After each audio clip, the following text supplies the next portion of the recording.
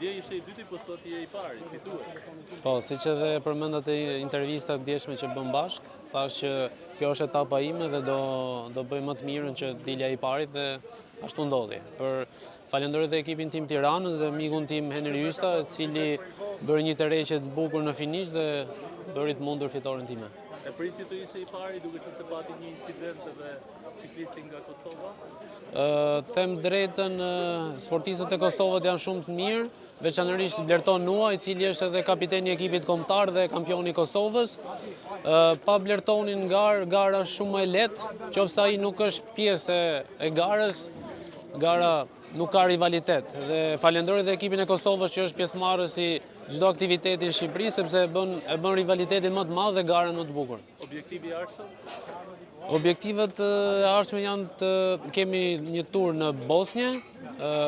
Ajo është më shumë për përgatitjen, sepse ne po përgatitim për turin e Shqipërisë, cili është në maj dhe shpresojmë ndonjë fitore.